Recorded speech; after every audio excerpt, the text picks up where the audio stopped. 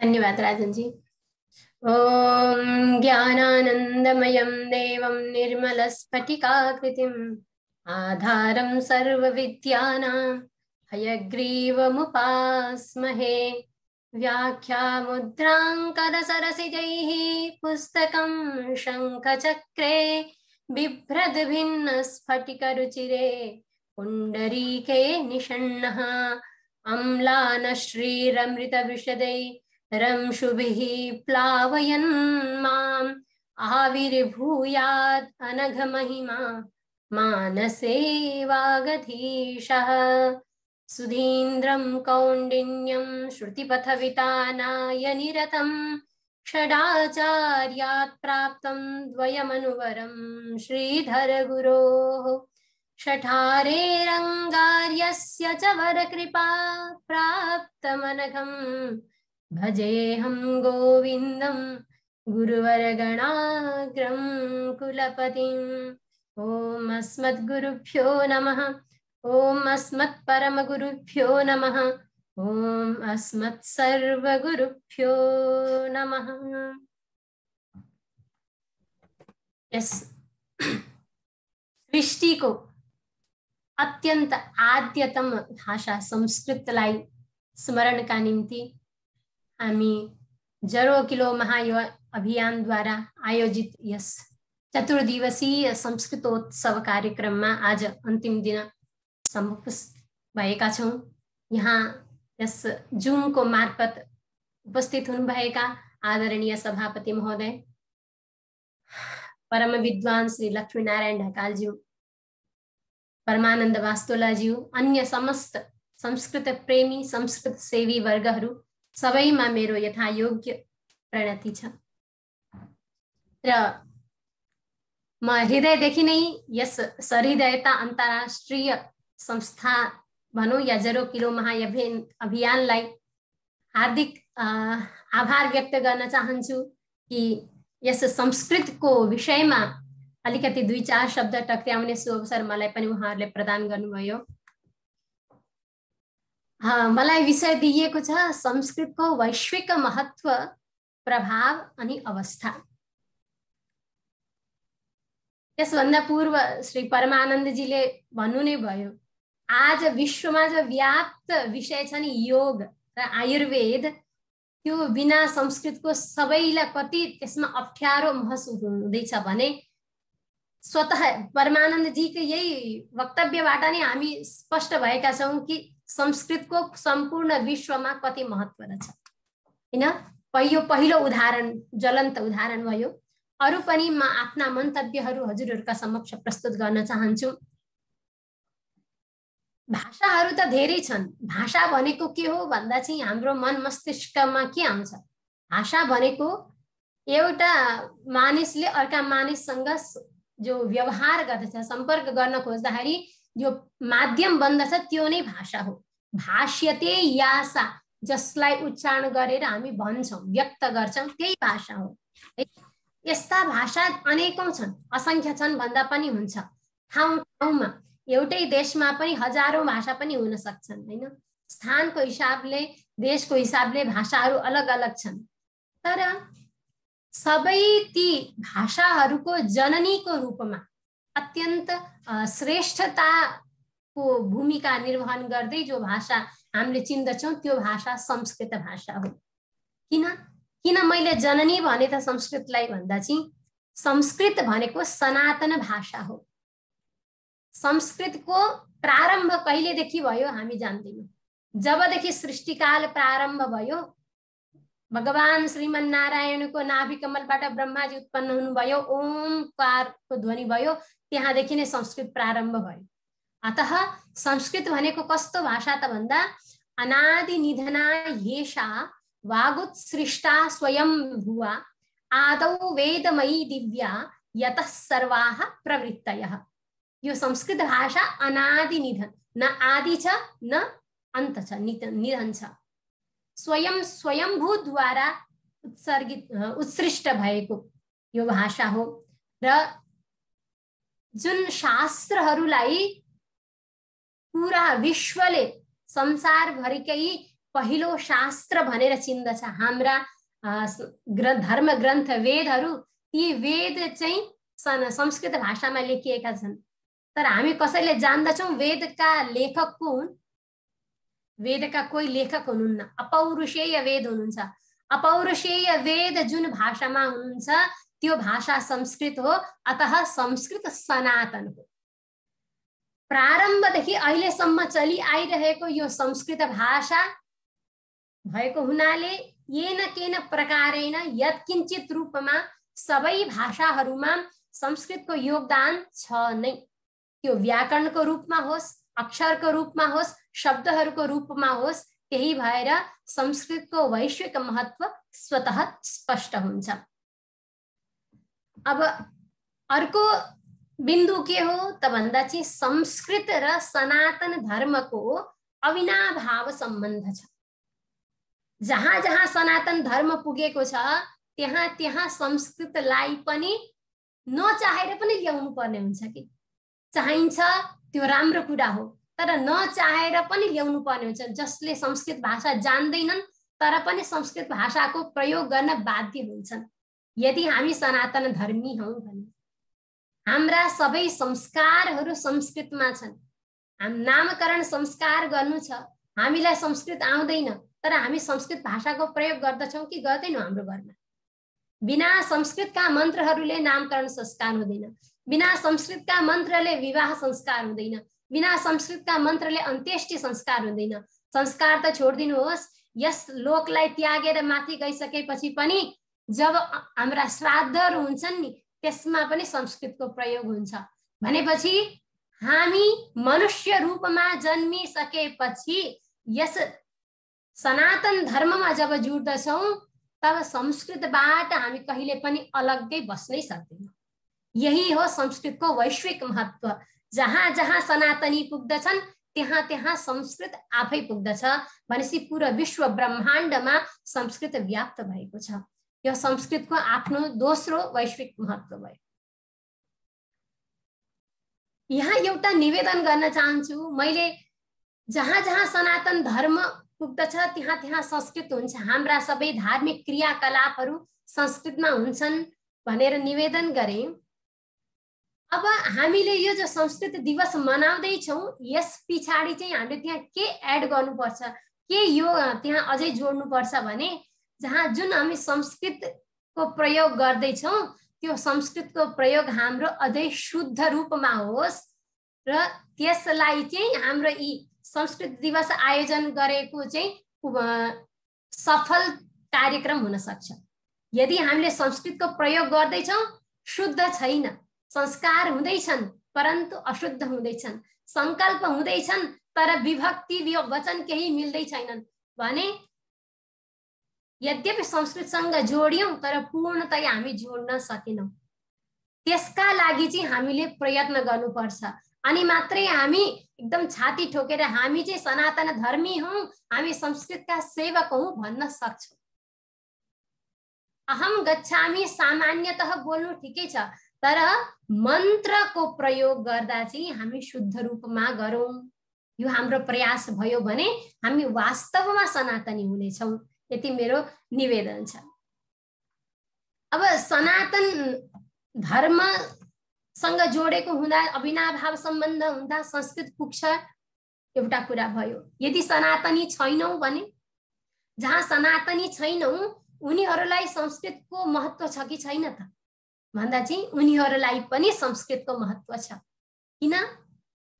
मुख छैनन् भने, यदि वाणीको प्रयोग गर्दछन् भने त्यहाँ संस्कृतको सम्बन्ध स्वतः छ। हेर्नुहोस्, संस्कृतमा जति वर्ण छन्, हाम्रो संस्कृतको वर्णमाला छ नि, अ आ इ ई उ ऋ ऋ स्वर भए अनि क ख ग घ व्यञ्जन भए। लिपिको कुरा होइन, जो स्वर हामी जो वर्ण प्रयोग गर्दछौं ती वर्णको प्रयोग प्रायः सबै भाषामा छ। इंग्लिश सिकाउँदा पनि ए भन्दाखेरि अ साउन्ड हुन्छ भनेर सिकाउँछन्, सी भनेको क साउन्ड हुन्छ भनेर सिकाउँछन्, फोनिक्स सिकाउँछन् नि। भनेपछि हाम्रो जो संस्कृतको वर्णमाला हो ती सबै भाषाहरूमा छ, चाहे कम रूपमा होस् चाहे बदलावको रूपमा होस्, तर यी सबै स्वरहरूको यी सबै व्यञ्जनहरूको प्रयोग त्यहाँ हुन्छ। इंग्लिशमा फ को हामी फ भन्छौं नि, फ हैन, इंग्लिशमा फ भन्नुपर्छ भनेर फैन फैन फ को उच्चारण गर्छन्। यहाँ पनि इंग्लिशमा पनि उच्चारणको धेरै महत्व हुन्छ भने संस्कृतमा त अझै महत्व छ। सबै वर्णहरूको स्थान अलग अलग छ। कण्ठ वर्ण, दन्त्य वर्ण, ओष्ठ वर्ण पृथक पृथक छन्।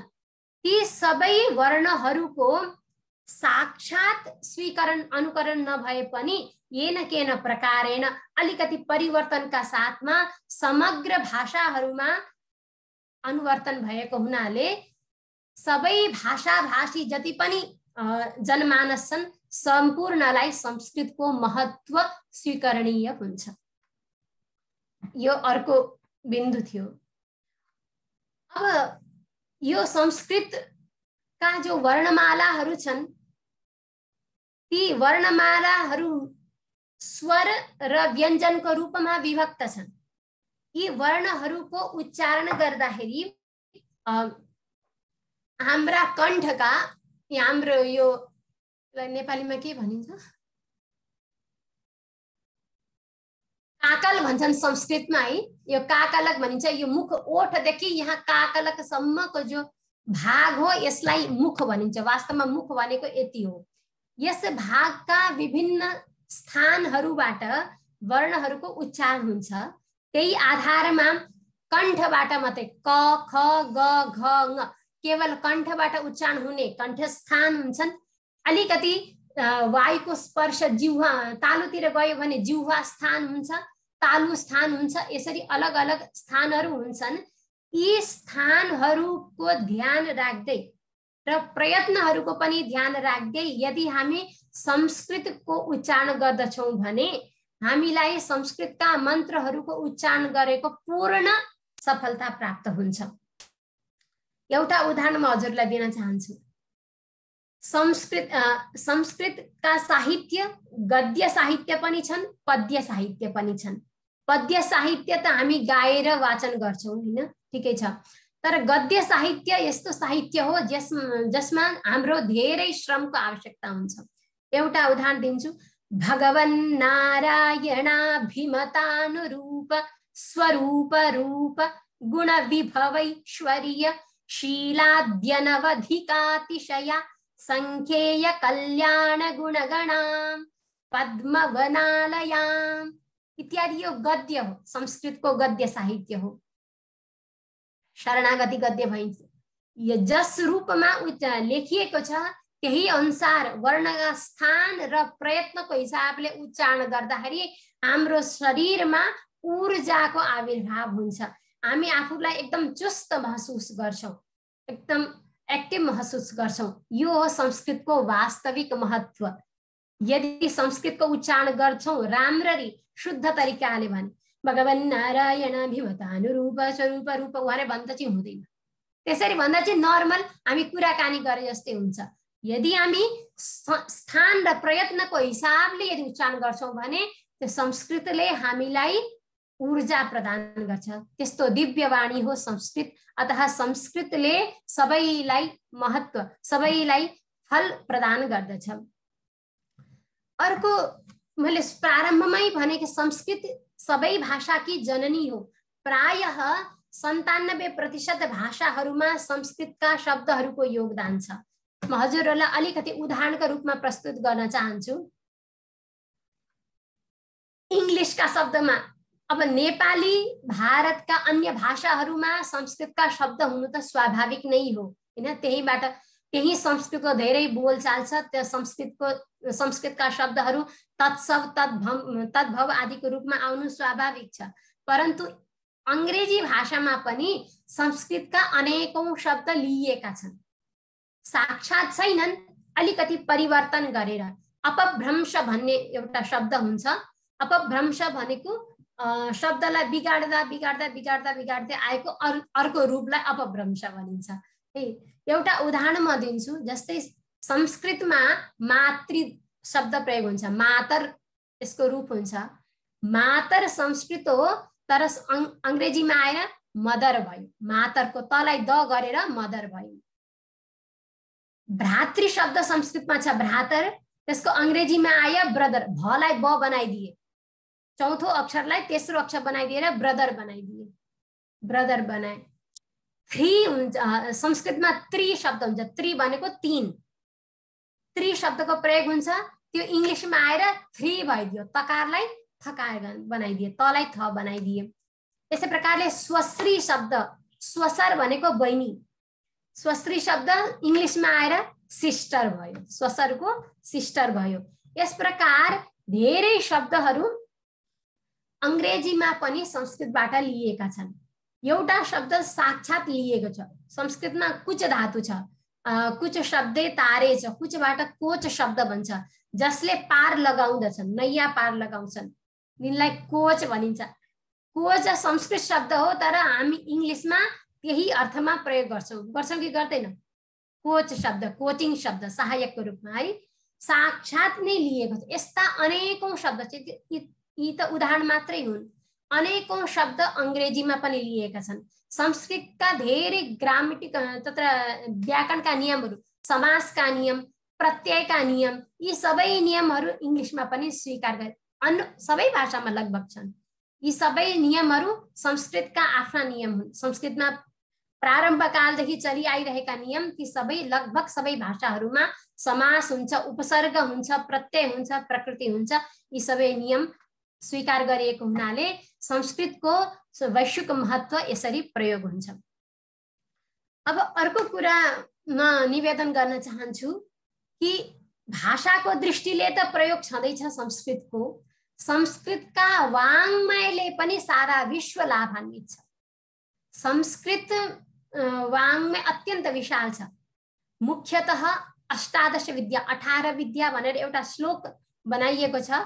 अंगानि चतुरो वेदा मीमांसा न्याय विस्तरः पुराणं धर्मशास्त्रं च विद्या ह्येताश्चतुर्दश। यी 14 विद्या र यिनका साथै 4 उपवेदहरू लिएर 18 अष्टादश विद्या भनेर प्रसिद्ध छन्। यिनैको अन्तर्गत हाम्रा 4वटा वेद भए, 4वटा वेदका आफ्ना आफ्ना ब्राह्मण ग्रन्थ छन्, आरण्य ग्रन्थ छन्, सबै उपनिषद ग्रन्थ छन्। ती 4वटा वेदहरूका वेदांग छन्। वेदांग भनेको व्याकरण, ज्योतिष, निरुक्त, कल्प, छन्दशास्त्र, यी सबै अंग भए। त्यसपछि न्याय विस्तर, न्याय दर्शन, न्याय वैशेषिक दर्शन, योग दर्शन, सांख्य दर्शन, मीमांसा दर्शन, वेदांत दर्शन, यी सबै दर्शन ग्रन्थ भए। उपवेदहरूमा गान्धर्व वेद, धनुर्वेद, अथर स्थापत्य वेद, अर्थशास्त्र, यी प्रायः सबै शास्त्रहरू हाम्रो संस्कृतमा छन्। अघि परमानन्दजीले चर्चा गर्दै हुनुहुन्थ्यो नि कि हामी संस्कृत शब्द जब सुन्दछौं, संस्कृत भनेको त धर्मको भाषा हो भन्ने स्वतः हाम्रा उद्भूत हुन्छ नि, तर त्यस्तो होइन। संस्कृतमा नभएको केही छैन। संस्कृतमा गणित छ, ज्योतिष संस्कृतको हो त सबैले मान्दछौं नि, हैन? ज्योतिष बिना गणितको हुन सक्दछ? ज्योतिषको कल्पना नै हुँदैन ज्योतिषको बिना। हामीले जो कर्मकाण्ड गर्दछौं, कर्मकाण्ड सानो, नामकरण संस्कार इत्यादि संस्कारको कर्मकाण्ड त एकदम सानो हो। ठुला ठुला यज्ञ हुन्छन्, ठुला ठुला यज्ञहरूमा वेदी बनाउने नापतोलको कार्यक्रम हुन्छ, बिना गणितको हुनै सक्दैन। वेदमा नै गणित छ, वैदिक गणित छ, साइन्स छ। यो हाम्रो शरीर कसरी बन्यो, शरीर भित्र के छ, पृथ्वी जल तेज वायु आकाशको कुन कुन हिस्सा छ, हाम्रा धमनीहरू कति छन्, नाडी कति छन्, यी सबै शारीरिक विज्ञान छ। एकदम सामान्य ग्रन्थ जो गरुड पुराण भनेर भन्दछौं हामीले, कोही दिवंगत हुँदा हामी सुन्दछौं नि, गरुड पुराणमा पनि यसको वर्णन छ। हाम्रो शारीरिक विज्ञान छ, अष्टांग आयुर्वेद छ, अष्टांग हृदय, पुरा चिकित्सा शास्त्र छ। यी सबै शास्त्रहरू हाम्रो संस्कृत वाङ्मयमा छन्, तर र पनि हामीले त्यसको प्रयोग गर्न जानेनौं। प्रयोग गरे पाश्चात्य विद्वानहरूले प्रयोग गरे र गणितको जन्मदाताको रूपमा अर्कैको नाम आउँछ। हाम्रा आचार्यहरूको नाम आउँदैन। आर्यभट्ट बराहमिहिरलाई चिन्दैनन् सबैले। फादर अफ म्याथमेटिक्स भनेर पाश्चात्य विद्वानलाई चिनिन्छ। हाम्रो शास्त्रमा गुरुत्वाकर्षणको बारेमा न्याय दर्शनमा आद्य पतना समवायी कारणम गुरुत्वम, जुन पनि पदार्थ तल खस्छ त्यसको प्रथम कारण चाहिँ गुरुत्व हो भनेर कति हजारौं साल पहिला भनिएको छ।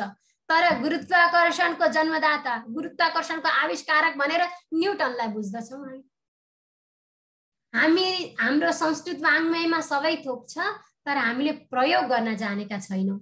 यदि प्रयोग राम्ररी गर्यौं भने आज संस्कृतको वैश्विक महत्व के हो भनेर भनिराख्नु पर्ने आवश्यकता नै हुँदैन, सबैले स्वतः चिन्दछन् यो हो संस्कृतको वैश्विक महत्व। इत्यादि प्रकारले अब हाम्रो जो संस्कृत वाङ्मय छ त्यस संस्कृत वाङ्मयबाट जो नीति शास्त्र छन्, हाम्रा नीतिका कुराहरू छन्, नीतिका कुराहरूबाट त आजको समाज स्वतः लाभान्वित छ। कहीं पनि यदि कुनै नीति बुझाउनु पर्यो भने हामी संस्कृतका सूक्तिहरू भन्दछौँ। सत्यं वद धर्मं चर स्वाध्यायान्मा प्रमद संगच्छध्वं, जे भन्नु पर्दा पनि हामी कसैलाई बुझाउनु पर्दा शास्त्रमा यस्तो लेखिएको छ, यस्तो हामीले आचरण गर्नुपर्छ भनेर हामी संस्कृतको नै सहारा लिन्छौँ। यही हो संस्कृतको वैश्विक महत्व। यस प्रकार इत्यादि अनेक वैश्विक महत्व छन् र यिनै संस्कृतको वैश्विक महत्व यी पाश्चात्य विद्वानहरूले पनि थाहा पाएर यहाँ पनि केवल भारतमा नेपालमा मात्रै होइन, अमेरिका, इङ्ल्यान्ड, जर्मनी आदि देशहरूमा पनि विभिन्न विश्वविद्यालयहरूमा संस्कृत विभाग छन्, संस्कृत पढाइन्छ। जर्मनीमा संस्कृतका पाण्डुलिपिहरूलाई लिएर विभिन्न शोध कार्यहरू चल्दैछन्। हाम्रा नेपालका असंख्य विद्वानहरू, भारतका विद्वानहरू त्यहाँ जोडिनु भएको छ। त्यस कार्यक्रममा पाण्डुलिपिहरूलाई उल्था गरेर त्यसमा के लेखिएको छ भनेर त्यहाँ शोध कार्य चलिरहेको छ। इङ्ल्यान्डमा त्यहाँ लन्डनमा एउटा जेम्स जुनियर स्कुल छ, त्यसमा विद्यार्थीहरूको लागि स्कुलमा संस्कृत अनिवार्य बनाइदिएको छ। संस्कृतको हेर्नुहोस् महत्व कति महत्व छ। हाम्रो अमेरिकामा पनि प्रायः 14 युनिभर्सिटीमा संस्कृत विभाग छन्। कहीं साक्षात संस्कृत विभाग बनेर छ, कहीं एजियन विभाग बनेर छ भने यसरी संस्कृत पढाइन्छ हाम्रा अमेरिकामा पनि। अमेरिकामा एउटा हिन्दू युनिभर्सिटी अफ अमेरिका भनेर फ्लोरिडाबाट सञ्चालित छ, अनलाइन युनिभर्सिटी हो, जसमा सौभाग्यले मलाई पनि पढाउने अवसर प्राप्त भएको छ। त्यहाँ नयाँ कोर्सहरू आउँछन् अनि 7-8 देशहरूबाट विद्यार्थीहरू त्यहाँ पढ्छन्। कुनै पनि कोर्स खाली जाँदैन। ती सबै पढ्ने विद्यार्थीहरू को हुन् त? साना बालबालिका होइनन्, हामी जस्ता जो कुनै आफ्नो पेशामा लागेका छन्। कोही इन्जिनियर छन्, कोही डक्टर छन्, कोही पोलिटिक्स छन्, सबैतिर लागेका छन्। ती व्यक्तिहरूले संस्कृत प्रति प्रेम जागेर 1 घण्टा, दिनमा 1 घण्टा चाहिँ संस्कृत पढ्दछन्। त्यस्ता नयाँ विद्यार्थीहरू छन् र अत्यन्त हर्षको अनुभव हुन्छ जब अन्य क्षेत्रका विद्यार्थी आएर संस्कृत पढे भने संस्कृतसँग जब तिनीहरूले तुलना गर्छन् अनि नयाँ काम भएर निस्किन्छ के, त्यो नयाँ काम निस्किन्छ। एउटा यसको म ज्वलन्त उदाहरण दिन्छु। संस्कृत व्योम पाठशाला भनेर एउटा अनलाइन गुरुकुल छ, त्यसमा एकजना अध्यापक हुनुहुन्छ। उहाँ पेशाले इन्जिनियर हुनुहुन्छ, सफ्टवेयर इन्जिनियर, तर उहाँले संस्कृत प्रति प्रेम जागेर संस्कृतको अध्ययन गर्नुभयो र संस्कृत व्याकरणलाई, पाणिनीय व्याकरणलाई सबै माझ अत्यन्त सरल रूपमा पुर्याउनका लागि अष्टाध्यायी.com भनेर बनाउनु भयो। आज अष्टाध्यायी.com मा उपलब्ध नभएको कुनै ग्रन्थ छैन व्याकरणको, यति सजिलो बनाइदिनु भयो। नभए म आज अमेरिकामा छु, मेरा सबै पुस्तकहरू मैले इन्डियामा, नेपालमा छोडेर आएँ, मलाई पुस्तक चाहिँदाखेरि उहीँबाट मगाउनु पर्थ्यो। तर आज त्यस्तो स्थिति छैन। जुनै पनि व्याकरणको पुस्तक खोज्नु पर्दा म अष्टाध्यायी.com मा भेट्न सक्छु। यो कार्य केवल हामी संस्कृत पढेकाले गर्न सक्थ्यौँ र सक्दैनथ्यौँ। हामीले संस्कृत पढ्यौँ, संस्कृत पढाउन सक्छौँ, तर सबैमाझ संस्कृत पुर्याउन हामीलाई अप्ठ्यारो छ, हामीलाई गाह्रो छ। यदि हजुरहरू विभिन्न पेशामा लागेका जनमानसको सहयोग मिल्यो हामीलाई भने हामीहरूको कोलाब्रेसनले संस्कृत र इन्जिनियर दुईजना मिलेर भने संस्कृतज्ञ र इन्जिनियरले गरेको काम नयाँ काम बनेर आउँछ। संस्कृत र डाक्टरले गरेको काम नयाँ काम बनेर आउँछ। एकजना यहाँ पनि डाक्टर हुनुहुन्छ, स्वरूप नाम छ उहाँको, उहाँले पेशाले यहाँको डाक्टर हुनुहुन्छ अमेरिकामा, तर संस्कृत पढेर संस्कृत पढाउनुहुन्छ, म भन्दा पनि राम्रो संस्कृत बोल्नुहुन्छ। यहाँ हामी के भन्दछौँ, यहाँ जन्मिएका मानिसहरूको त्यो टुन हुँदैन, राम्ररी बोल्न सक्दैनन् भन्ने हाम्रो धारणा छ नि त्यस्तो, तर त्यस्तो होइन। हामी भन्दा पनि राम्रो संस्कृत बोल्न सक्नुहुन्छ। कतिपय देशमा उहाँले संस्कृत कक्षाहरू चलाइरहनु भएको छ। यसरी संस्कृतको प्रभाव बढ्दै गइरहेको छ र यस प्रभावले मलाई अब आशा लाग्दैछ कि आउने भविष्यमा चाहिँ संस्कृतको अवस्था चाहिँ अझै मजबुत बन्नेछ। जब हजुरहरूलाई म एउटा अनुभव, मैले धेरै समय लिए जस्तो लाग्यो, एउटा अनुभव म बताउन चाहन्छु। मेरो पूज्य पिता श्री वैकुण्ठवासी स्वामी श्री गोविन्दाचार्यजीले दिल्लीमा गुरुकुल स्थापन गर्नुभएको छ, श्रीनिवास संस्कृत विद्यापीठ नामले। त्यही गुरुकुलमा मेरो अध्ययन भयो, त्यही पढाएँ पनि अलिकति। त्यति बेलाको स्थिति के थियो, संस्कृत गुरुकुलमा पढ्न को आउँथे? घरमा स्थिति राम्रो छैन, बोर्डिङ या अंग्रेजी स्कुल पढ्न सकिँदैन, अथवा अनाथ छन्, अथवा अरू कुनै कारण छ, कसैको सौतेनी आमा चाहिँ घरमा बस्न सकेन, बाबु भने ल्याएर राखिदिए। यस धेरै विद्यार्थीहरू यस्तै आउँछन् गुरुकुलमा। केवल हाम्रो गुरुकुल कुरा होइन, जति पनि गुरुकुल छन् धेरै जसो यस्तै नै विद्यार्थी आउँछन्। भनेपछि कुनै पनि अभावले ग्रस्त भएका विद्यार्थीहरू संस्कृतको क्षेत्रमा आएपछि सबै नै एकदम तीव्र बुद्धि भएर अगाडि शीर्ष स्थानमा जान्छन् भन्ने त हामी कुनै लक्ष्य साँच्न सक्दैनौँ नि त। त्यति बेला डर लाग्थ्यो, के हालत हुन्छ होला संस्कृतको, यदि सबै यस्तै आउँदा जबरजस्ती पढाउनु पर्ने हुन्छ, कसरी उन्नति हुन्छ संस्कृतको जस्तो लाग्थ्यो। तर आज अमेरिकामा आइसकेपछि अरू सबै संस्कृत प्रेमीहरूलाई देखेर र आज जरो किलो महाअभियानद्वारा आयोजित यस संस्कृत उत्सव कार्यक्रमलाई देखेर अत्यन्त हर्षित अनुभव गर्दैछु कि संस्कृतको प्रगति रोकिएको छैन, बढ्दैछ, अझै पनि बढ्दै जानेछ। र आज हामी संस्कृत दिवस मनाउँदैछौँ भने भोलि हामी संस्कृत पढ्दै गरेर संस्कृत दिवस मनाउँछौँ। आज हामी केवल श्रवण मात्रै गर्दैछौँ भने भोलि कीर्तन पनि हुन्छ संस्कृतमा, र यसरी नै संस्कृतको उन्नति, प्रगति, प्रचार प्रसार बढ्दै जानेछ भन्ने आशाका साथमा अन्तिममा एउटा संस्कृत गीत भनेर म आफ्नो वाणी यही टुङ्ग्याउँछु। अवनितलं पुनरवतीर्णा स्यात् संस्कृत गंगा धारा, धीर भगीरथ वंशोऽस्माकं वयं तु कृत निर्धारा, वयं तु कृत निर्धारा, वयं तु कृत निर्धारा, वयं तु कृत निर्धारा। जयतु संस्कृतं, जयतु संस्कृतिः। धन्यवादः।